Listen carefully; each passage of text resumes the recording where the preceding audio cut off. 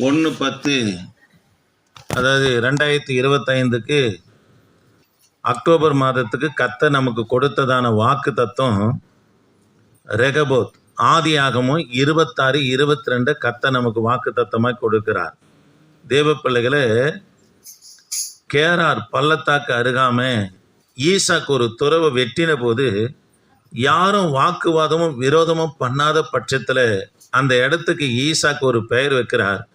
ரெகபோத் என்று பெயரிட்டார் என்று சொல்லி பார்க்கிறோம். ரெகபோத் என்று சொன்னால் பலுகி பெருகும்படி விசாலமான இடத்தை கர்த்தர் உண்டாக்கினார் என்று சொன்னது மாத்திரம் அல்லாம 27ஆம் வசனத்திலிருந்து 28ஆம் வசனம் வரைக்கும் நான் வாசித்து பார்ப்போம்னா, ஈசாக்கு விரோதித்து வாக்குவாதம் பண்ணின ஜனங்களே ஈசாக்குடைய ஆசீர்வாதத்தை கண்டு சொல்லுகிற வார்த்தை, கர்த்தர் உன்னோடு கூட இருக்கிறார் என்று சொல்றாங்க. தேவ பிள்ளைகளே, இது பெரிய ஆசீர்வாதங்க. கர்த்தர் உன்னோடு இருக்கிறார் என்பதை உன் சத்துரு காணுகிறது போல கர்த்தர் கிரிகளை நடப்பிக்கிற வாழ்க்கை நமக்குள்ள இருக்குமானா நீங்களும் நானும் பாக்கியவாங்க.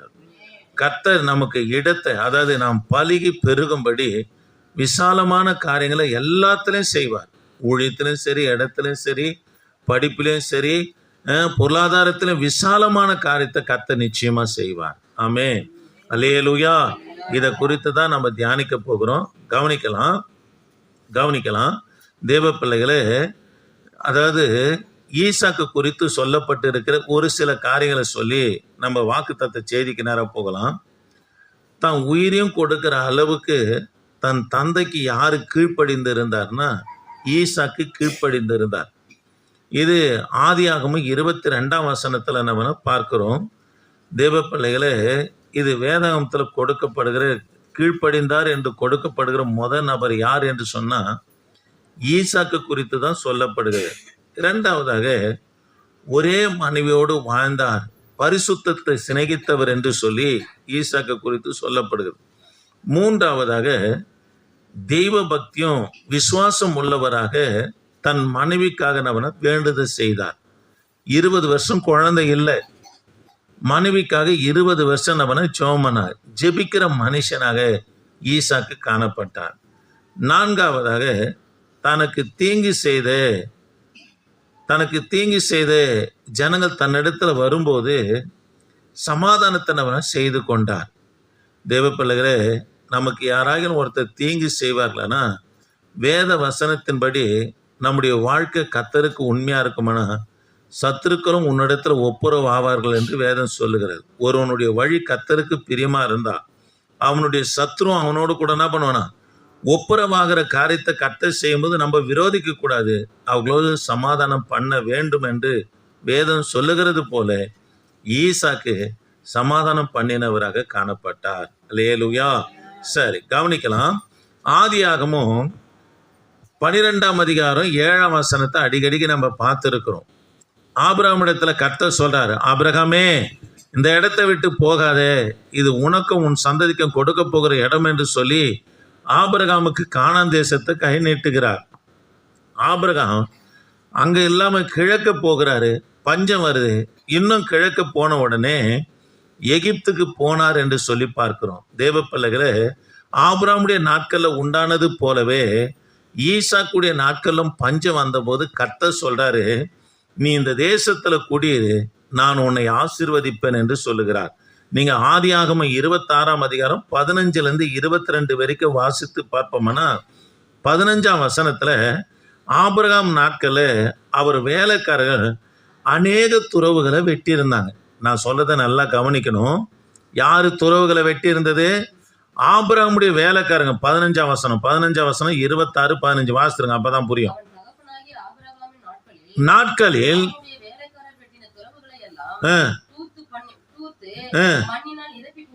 சரி, கவனிக்கலாம். ஆபிரகாமுடைய நாட்களிலேயே அவருடைய வேலைக்காரங்க அநேக துறவுகளை வெட்டினாங்க. ஈசாக்கு இதை நிமித்தமா அநேக துறவுகள் இருந்தது.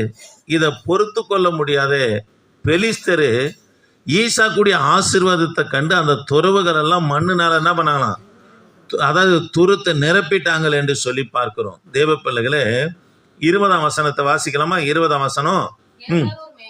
கேராவூர் மேய்ப்பர் இந்த தண்ணீர் தங்களுடையது என்று சொல்லி அஹ், ஈசாக்குடைய மேய்ப்பருடனே கவனிக்கலாம். பண்ணினார்கள். கேராவூர் சமவெளியில ஈசாக்கின் வேலைக்காரங்க துறவுகளை தோண்டுறாங்க. அருமையான தண்ணீர் கிடைக்குது. கேராவூர் மேய்ப்பர்கள் வந்து இந்த துறவு, இந்த இடமை எங்களுடையதா இருக்கிறது என்று சொல்லி ஈசாக்கு இடத்துல வாக்குவாதம் பண்றாங்க. அதற்கு ஈசாக்கு அந்த இடத்துக்கு என்ன பெயர் வைக்கிறாருன்னா, வாசிங்கம்மா. அவர்கள் தன்னோட வாக்குவாதம் பண்ணினபடியால் பண்ணினபடியால் அந்த துறவுக்கு ஏசேக்கு என்று பாருங்க, ஏசக்கு என்று சொன்னா வாக்குவாதம் என்று பொருளாக இருக்கிறது. தேவ பிள்ளைகளை, கேராவூர் சமவெளியில ஈசாக்குடைய வேலைக்காரங்க துறவுகளை வெட்டுறாங்க. தண்ணீர் நல்லா இருக்குது. ஆனா கேராவூர் மேய்ப்பர்கள் வந்து வாக்குவாதம் பண்றாங்க. ஈசாக்கு அவர்களோட வாக்குவாதம் பண்ணல. அந்த இடத்திற்கு ஏசக் வாக்குவாதம் என்று பெயரிட்டு வேறொரு துறவை ஈசாக்குடைய வேலைக்காரங்க 21ஆம் வசனத்துல வெட்டுறாங்க. இதுக்கு பெலிஸ்தர் வேறொரு துறவை வெட்டினார்கள். வெட்டினாங்க. அதை குறித்தும் வாக்குவாதம் பண்ணினார்கள். பாருங்க, அதை குறித்தும் வாக்குவாதம் பண்ண. எந்த இடத்துல வேறொரு துறவை வெட்டுறாங்கன்னா, பெலிஸ்தரின் பட்டணமாக, அதாவது கேராவூருக்கு அருகாமல, பெலிஸ்தர் பட்டணமா இருக்கிற கேராவூருக்கு அருகாமல வேறொரு துறவை நம்ம வெட்டுறாங்க. இதுக்கும் வந்து வாக்குவாதம் பண்றாங்க. ஈசாக்கு இந்த துறவுக்கும் ஒரு பெயர் வைக்கிறாரு. சித்தனா என்று நம்ம பெயர் வைக்கிறார். அல்லேலூயா. பாருங்க, விரோதம் என்று பொருளாக இருக்கிறது. 22ஆம் வசனத்தை வாசிக்கலாமா? பின்பு அவ்விடம் விட்டு பெயர்ந்து போய் வேறொரு துறவை வெட்டினார். வேறொரு துறவை வெட்டினார். அதை குறித்து அவர்கள் வாக்குவாதம் பண்ணவில்லை. பாருங்க, அதை குறித்து அவங்க வாக்குவாதம் பண்ணல. 2 துறவு இடத்த தயவு செய்து கவனமா கேளுங்க. கேராவூர் சமவெளியில வேலைக்காரங்க துறவு வெட்டுறாங்க. கேராவூர் மேய்ப்பர் வந்து வாக்குவாதம் பண்றாங்க. 2வது துறவு பெலிஸ்தரின் பட்டணத்துக்கு அருகாம இருக்கிற கேராவூருக்கு, அதாவது பக்கத்துல என்ன பண்ணனா ஒரு துறவு வெட்டார். இங்கே வந்து விரோதத்தை உண்டு பண்றாங்க. கேராவூர் பள்ளத்தாக்கில் போயிட்டு ஈசாக்கு ஒரு துறவை வெட்டுறாரு. யாரும் வாக்குவாதமும் பண்ணல, விரோதமும் பண்ணல. அந்த இடத்துக்கு ஈசாக்கு ஒரு பெயர் வைக்கிறாரு. ரெகபோத் என்று பெயர் வைக்கிறார். அல்லேலூயா. ரெகபோத் என்று சொன்னா விசாலமானது, நீ பலுகி பெருகும்படி, நாம் பலுகி பெருகும்படி விசாலமான இடத்தை கர்த்தர் உண்டாக்கினார் என்று சொல்லி அந்த இடத்துக்கு ஈசாக்கு ரெகபோத் என்று பெயர் வைக்கிறார். எனக்கு அன்பான கர்த்தருடைய பிள்ளைகளே, நீங்க இருக்கிற இடமா இருக்கட்டும், கவனிக்கலாம். அதாவது ஊழியம் செய்கிற ஸ்தலமா இருக்கட்டும், அல்லது வேலை செய்கிற இடமா இருக்கட்டும், விரோதம் வாக்குவாதம் உண்டாகுமானா நாம் கர்த்தருக்கு கீழ்ப்படிந்து அந்த விரோதமும் வாக்குவாதத்தின் நிமித்தமா பயப்படக்கூடாது. கர்த்தர் என்ன செய்வார்னா, நமக்கு விசாலமான இடத்தை நாம் பலுகி பருகும்படி, நாம் பலுகி பெருகும்படி விசாலமான காரியத்தை கர்த்தர் உண்டாக்குவார். அதை விட பெரிய ஆசீர்வாதம் என்னன்னா, 27 28 வரைக்கும் வாசித்து பார்ப்போம்னா, யார் ஈசாக்கு இடத்துல வாக்குவாதம் பண்ணாங்களோ, விரோதத்தை பண்ணார்களோ, அவர்களே வந்து சொல்றாங்க, ஈசாக்கே, கர்த்தர் உன்னோடு கூட இருக்கிறார். ஆமென். தேவ பிள்ளைகளே, மனுஷனால துருக்க முடியும், வாக்குவாதம் பண்ண முடியும், உன்னை விரோதிக்க முடியும். ஆனா கர்த்தரத்திலிருந்து கொடுக்கறது ஒரு மனுஷனால தடுக்கவே முடியாதுங்க. இததான் யோபு சொல்றார். அவர் செய்ய நினைத்தது ஒரு நாள் என்ன பண்ணாது, தடைப்படாதுன்றார். அதனால விரோதிக்கிற, வாக்குவாதம் பண்ணுகிற அவர்களிடத்துல நம்ம போராடி கர்த்தருடைய கிருபையை இழக்க கூடாதுங்க. கொடுக்கறத நம்ம நோக்கி பார்ப்போம்னா, ஆண்டவர் கொடுக்கறது ஒரு மனுஷனாலும் தடுக்கவே முடியாது. விரோதிக்குன்னா இருக்கட்டும், வாக்குவாதம் பண்ணுகொன்னா இருக்கட்டும், அவங்க கர்த்தரிடத்திலிருந்து கொடுக்கிற நன்மையை தடுக்க முடியுமா? ஒரு காலம் முடியாதுங்க. கர்த்தரை நோக்கி பார்ப்போம்னா அவர்களுக்கு முன்பதாக நாம் பலுகி பெருகும்படி கர்த்தர் செய்வார். விரோதிக்கிறானா, போகும்போது வரும்போது, அதாவது பரிகாசம் பண்றானா, ஏன் கெட்ட வார்த்தையை பேசுறானா, இல்லாத பை சொல்லி அதாவது உன்னை இழிவுபடுத்துறானா, கவலையப்படாத. கொடுக்கிறவர் நோக்கி பார்ப்பேன், அவர்களுக்கு முன்பதாக கர்த்தர் உனக்கு விசாலத்தை உண்டு பண்ணுவார். ஆமென். அல்லேலூயா, அல்லேலூயா. பாருங்க, வாக்குவாதம் ஏசைக்கு, விரோதம் சித்தானா, பாருங்க, இவைகளை ஒழிய பண்ணி விசாலமான இடத்தை ரெகபோத்தை யாருக்கு கொடுக்கிறார்னா, ஈசாக்குக்கு கொடுத்த உடனே சத்துருக்களும் வந்து சொல்றாங்க, கர்த்தர் உன்னோடு கூட இருக்கிறார் என்று. தேவ பிள்ளைகளே, ஆபிரகாம் பலிபீடம் கட்டினார், ஈசாக்கு துறவு வெட்டினார், யாக்கோபு கூடாரத்துல வாசம் பண்ணினார் என்று சொல்லி வேதத்துல வாசிக்கிறோம். இந்த ஆசீர்வாதத்துக்கு காரணம் என்னன்னா, ஆண்டவர் ஈசாக்குக்கு ரெகபோத்தை உண்டாக்கின காரணம் என்னன்னா, ஒரு 4 காரியத்தை சொல்லி வேகமா முடிக்கிறேன். எபிரேயருக்கு எழுதின நிருபம் 11ஆம் அதிகாரம் 17ஆம் வசனம். எபிரேயருக்கு எழுதின நிருபம் 11ஆம் அதிகாரம் 17ஆம் வசனம். ஆதியாகமம் 22 நீங்க வாசித்து பார்ப்போம்னா, இவர் எப்படி இருந்தார்னா கீழ்ப்படிதல் உள்ளவராக இருந்தார். யாரு? கொஞ்சம் சீக்கிரம் வாசிங்களேன். மேலும் மேலும் விசுவாசத்தினாலே விசுவாசத்தினாலே ஆபிரகாம் தான் சோதிக்கப்பட்டபோது அஹ், ஈசாக்கை பலியாக ஒப்புக்கொடுத்தார். ஒப்பு கொடுத்தார். ஈசாக்கிடத்தில் உன் சந்ததி விளங்கும் என்று அஹ், அவனோடு சொல்லப்பட்டிருந்ததே. அஹ், இப்படிப்பட்ட வாக்குத்தத்தங்களை பெற்றவன் அஹ், மரித்தோரிலிருந்து எழுப்ப அஹ், தேவன் வல்லவராய் இருக்கிறார் என்று எண்ணி அஹ். தனக்கு ஒரே பேரானவனையே சரி, கவனிக்கலாம். முதல் காரியம், ஈசாக்கு கீழ்ப்படிதல் உள்ளவராக இருந்தார். அப்பா சொல்றாரு, போய் பலிபீடத்து மேல போய் படுறான்னாரு. போய் படுத்தாருங்க. தேவ பிள்ளைகளே கவனிக்கலாம். கர்த்தர் சொன்னதுக்கு கீழ்ப்படியலைன்னா ஆண்டவர் கேட்பார். ஆதியாகமும் 3ஆம் அதிகாரம் 8லேருந்து 10 வரைக்கும் நீங்க வாசித்து பார்ப்போம்னா, ஆதியாகமும் 3ஆம் அதிகாரம் 8லேருந்து 10 வரைக்கும் வாசித்து பாருங்க. கொஞ்சம் வாசிங்களேன். ஆதியாகமும் 3ஆம் அதிகாரம் 8லேருந்து 10. பகலில் குளிர்ச்சியான வேளையிலே அஹ், தோட்டத்தில் உலாவுகிற தேவனாகிய அஹ், கர்த்தருடைய சத்தத்தை அவர்கள் கேட்டார்கள். கேட்டாங்க. அப்பொழுது ஆதாமோ அஹ், அவன் மனைவியும் மனைவியும் தேவனாகிய கர்த்தருடைய சன்னதிக்கு விலகி அஹ், தோட்டத்தின் விருட்சங்களுக்குள்ளே ஒளித்துக் கொண்டார்கள். ஒளிந்து கொண்டாங்க. அப்போது தேவனாகிய கர்த்தர் அஹ், ஆதாமை கூப்பிட்டு அஹ், நீ எங்கே இருக்கிறாய் என்றார். அஹ், அதற்கு அவன் அஹ், நான் தேவனுடைய சத்தத்தை தோட்டத்திலே கேட்டு ம், நான் நிர்வாணியாய் இருப்பதனால் பயந்து அஹ், ஒளித்துக் கொண்டேன் என்றான். அஹ், அப்பொழுது அவர் அஹ், நீ நிர்வாணி என்று உனக்கு அறிவித்தவன் யார்? அஹ். புசிக்க வேண்டாம் என்று போதும் நான் புசிக்க வேண்டாம் என்று சொல்லின கனியை புசித்தாயோ? பாருங்க, கர்த்தர் சொன்ன வார்த்தைக்கு கீழ்ப்படியலைன்னா ஆண்டவர் கேட்பாரு, விசாரிப்பாருங்க. ஆண்டவர் நம்ம இடத்துல பேசுறாருன்னா அந்த வார்த்தைக்கு நம்ம ஒப்பு கொடுத்து கீழ்ப்படியும் போது நிச்சயமா கர்த்தர் நம்மளை ஆஸ்வதிப்பார். ஆதியாகமம் 28:18 கர்த்தர் சொன்ன வார்த்தைக்கு ஆபிரகாம் கீழ்ப்படிந்த நிமித்தமா அவருடைய சந்ததிக்கு கர்த்தர் எதை கொடுக்கிறார்னா ஆசீர்வாதத்தை கொடுக்கிறார். அல்லேலூயா. அதனால தேவ பிள்ளைகளே, முதலாவது காரியம், ஈசாக்கு என்று சொன்னா நகைப்பு என்று பொருள். ஈசாக்கு முதலாவது கர்த்தருடைய வார்த்தைக்கு என்னவனா கீழ்ப்படுகிறவராக காணப்பட்டார். நீங்க 26:5 ஆதியாகமத்தை வாசித்து பார்த்தீங்கன்னா கூட ஈசாக்கு குறித்து நான் சொல்றாரு. கொஞ்சம் வேகமா இருக்குமா சந்ததியை வானத்தின் நட்சத்திரங்களைப் போல பெருக பண்ணி பாருங்க. நீ இங்க இருப்பாயின்ட்டாரு. கர்த்தருடைய வார்த்தை கீழ்ப்படிஞ்சார். உன் சந்ததியை வானத்தின் நட்சத்திரங்களைப் போலவும் கடற்கரை மணலை போலவும் என்ன பண்ணுவேன்? பெருக பண்ணுவேன் என்று கர்த்தர் வாக்குத்தத்தம் பண்ணுகிறார்.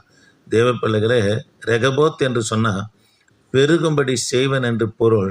ஆக ஈசாக்கு கீழ்ப்படிந்தாரு, கர்த்தர் பெருகும்படி செய்தார். பாருங்க, ஆண்டவருடைய வார்த்தை, ஆண்டவர் என்ன சொன்னார் அதை செய்யலைன்னா ஆண்டவர் விசாரிப்பாருங்க. ஆண்டவர் எச்சரித்தும் அதுக்கு கீழ்ப்படியாம போனோம்னா கர்த்தர் கேட்பார். ஆதாம் கீழ்ப்படியில கேட்டாரு, நான் புசிக்க கூடாதுன்னு சொன்ன கனியை நீ புசித்தாயோ? உன்னை வஞ்சித்தவன் யாரு? போ வெளியேன்னு சொல்லி கர்த்தர் நம்மள துரத்துக்கிறத பார்க்கிறோம். அதனால ஆண்டுடைய வார்த்தை கீழ்ப்படிந்தா போதும், உன் சந்ததிக்கே கர்த்தர் ஆசீர்வாதத்தை தருவாருங்க. அல்லேலூயா. 25ஆம் அதிகாரம் 21ஆம் வசனம். ஆதியாகமம் 25:21, 1 நாளாகமம் 5:20, 1 நாளாகமம் 5:20. ரெண்டாவது, அவருக்கு விசாலமான இடத்தை உண்டாக்கினதுக்கு காரணம் என்னன்னா ஜெபம் பண்ணினவராக காணப்பட்டார். என்ன பண்ணாரு? ஜெபம் பண்ணார். கொஞ்சம் வாசிங்கம்மா, வாசிங்க. அஹ், அஹ், வேண்டுதல் செய்தா. அல்லேலூயா. கவனிக்கலாம். 20 வருஷம் ரெபெக்காளுக்கு குழந்தை இல்லை. கர்த்தர் சொல்லி தான் திருமணம் நடக்குது. ரெபெக்காளுக்கு குழந்தை இல்லை. 20 வருஷமா தான் மனைவிக்காக ஜெபம் பண்ணாரு. கர்த்தர் கேட்டு கர்ப்பம் தரிக்கும்படி செய்தார். தேவ பிள்ளைகளே கவனிக்கலாம். இது என்ன உள்ளவராக இருந்தாரு? ஜெபிக்கிறவராக நவனா காணப்பட்டார். என்ன பண்றவராக காணப்பட்டாரு? ஜெபிக்கிற. 5ஆம் அதிகாரம் 1 நாளாகமம் 5:20. கொஞ்சம் வாசிங்க. அவர்களோடு எதிர்க்க துணை பெற்றபடியினால் ஆகாரியரும் இவர்களோடு இருக்கிற யாவரும் அவர்கள் கையில் ஒப்புக்கொடுக்கப்பட்டார்கள். அவர்கள் யுத்தத்திலே தேவனை நோக்கி கூப்பிட்டு பாருங்க, யுத்தத்துல தேவனை நோக்கி கூப்பிட்டாங்க. அவர் மேல் நம்பிக்கை வைத்தபடியினால் அவர்கள் விண்ணப்பத்தை கேட்டருளினார். அல்லேலூயா. தேவ பிள்ளைகளே, ஜெபிக்கிறவர்கள் கையில கர்த்தர் சத்துருக்களை ஒப்பு கொடுக்கறது மாத்திரம் இல்லாம கர்த்தர் உனக்கு விசாலமான காரியத்தை செய்வாருங்க. ஆமாங்க, விரோதித்தவங்களும் வாக்குவாதம் பண்ணவங்களும் ஈசாக்கு இடத்துல வந்து சொல்றாங்க, கர்த்தர் உன் கூட இருக்கிறாருன்னாங்க. அதே போலதான் தாவீதை பார்த்து சொல்றாரு, தாவீதுடைய உயிரை வாங்குற வரைக்கும், உயிரை எடுக்கிற வரைக்கும் ஓயாதவனாய் காணப்பட்ட இந்த சவுலு, ஆனா எடுக்க முடியல, அவர் போயிட்டாரு. ஆனா அவரே சொல்றாரு, என் உத்தம குமாரனாகிய தாவீதே, கர்த்தர் உன்னோடு கூட இருக்கிறார் என்று சொல்றார். அதனால தேவ பிள்ளைகளே, நாம் ஜெபிக்கிற பிள்ளைகளா இருக்கணும். நாம் ஜெபிக்கிற பிள்ளைகளா இருக்கணும். ஒரு பரிசுத்தவனை போயிட்டு ஒரு வாலிபன் கேட்டான், ஐயா பரிசுத்தன்னா என்னான்னு கேட்டான். உன்னை நீ சிலுவில் அரைஞ்சானா அதுதான்ப்பா பரிசுத்தன்னார். எப்படியா என்னை சிலுவில் அறைய முடியும்னு சொன்ன உடனே அந்த பரிசுத்தவன் சொல்றாரு, போயிட்டு உன் மூதாதையருடைய கல்லறை இருக்குதா? இருக்குது, எங்கள் தாத்தா கல்லறை. அவருக்கு முன்பதாக போயிட்டு, அந்த கல்லறைக்கு முன்பதாக போயிட்டு, உன்னால் எப்படியெல்லாம் அவரை அசிங்கப்படுத்தி பேச முடியும் பேசினாங்க. பேசிட்டு வந்த, ஐயா பேசிட்டேன் ஐயா.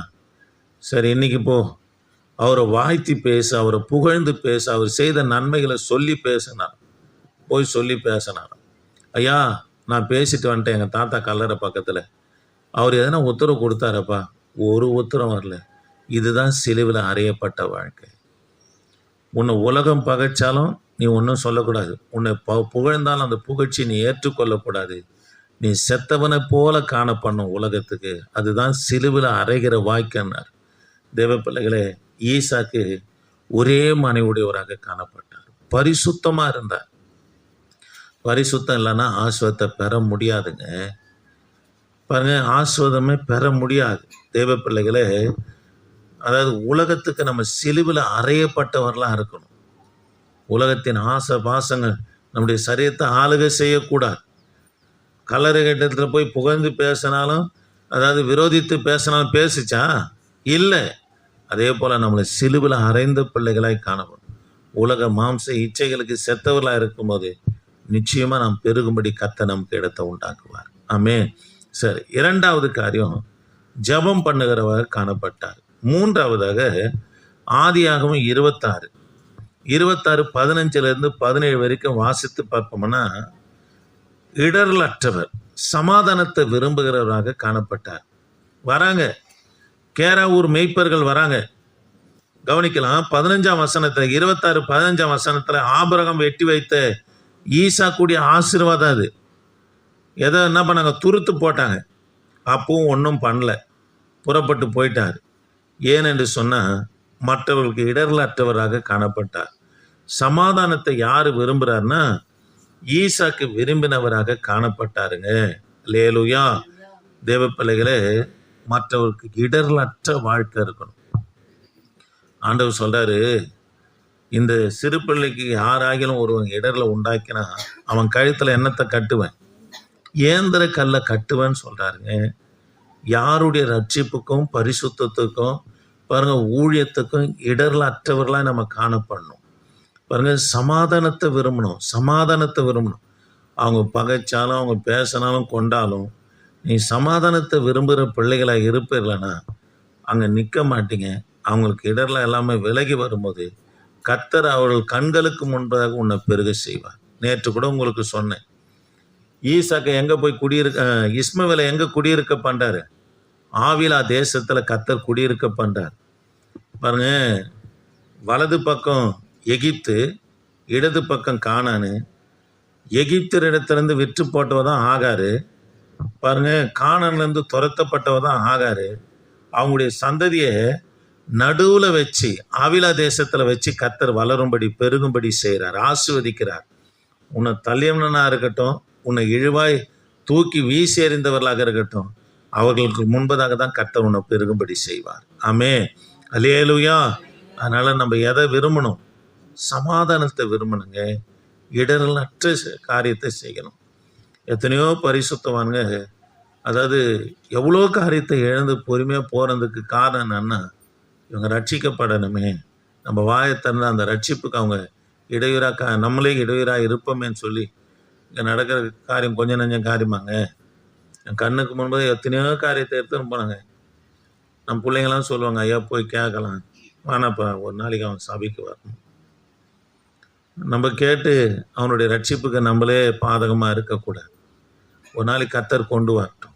அல்லேலூயா. சரி, கவனிக்கலாம். இடர்லற்றவர்களாக காணப்பட வேண்டும். அல்லேலூயா.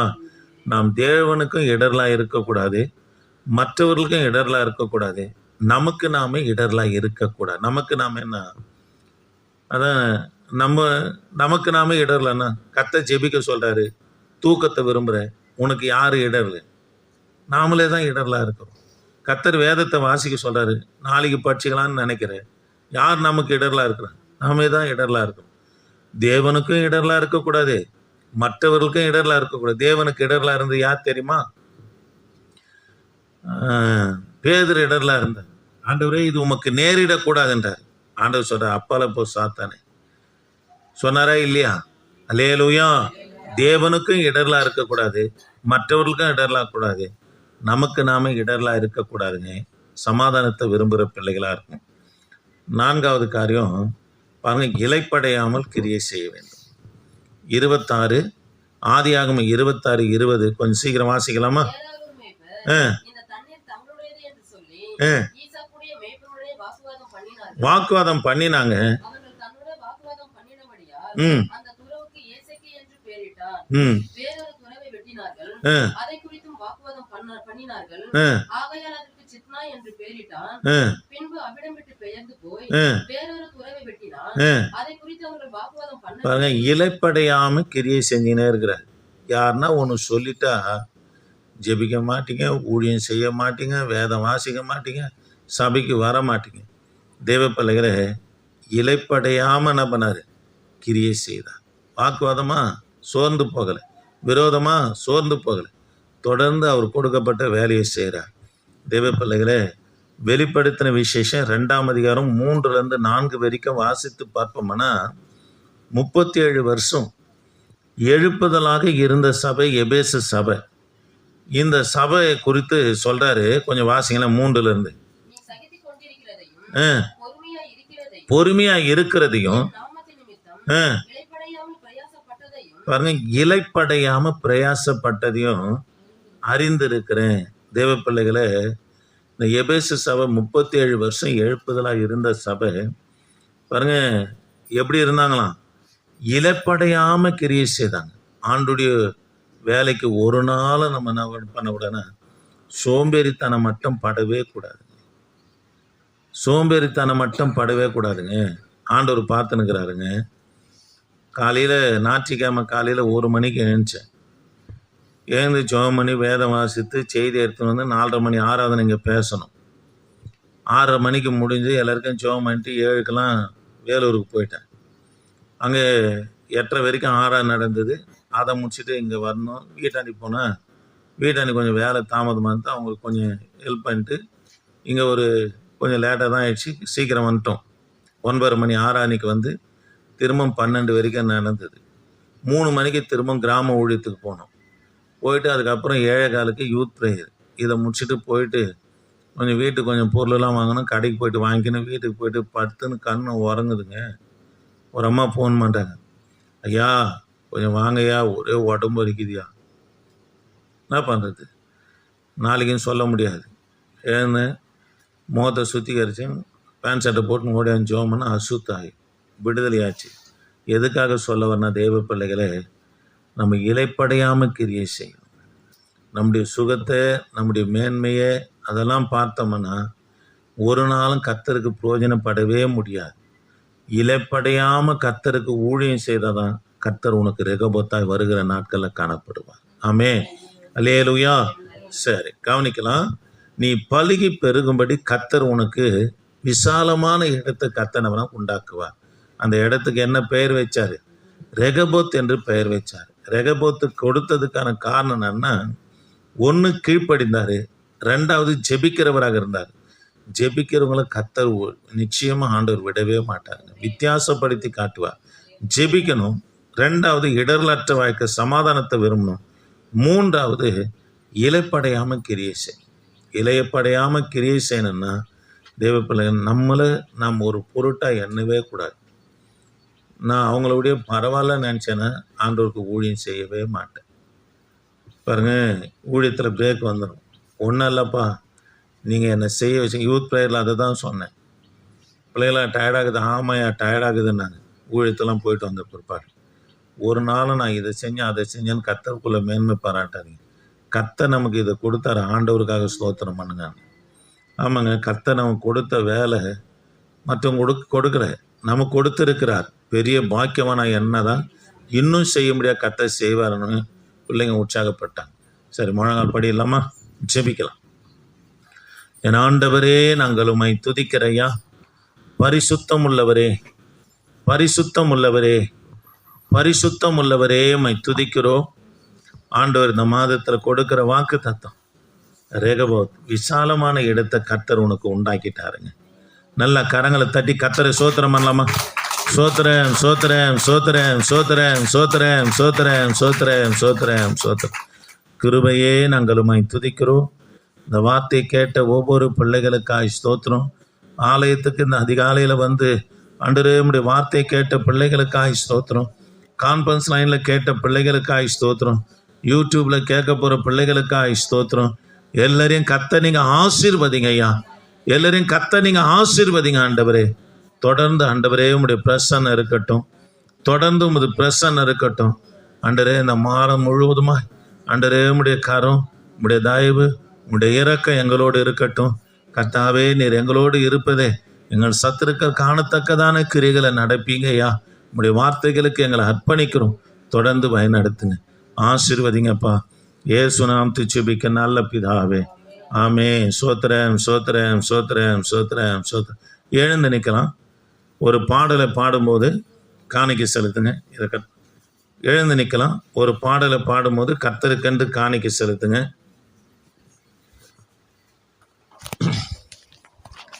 எந்த காலத்திலும்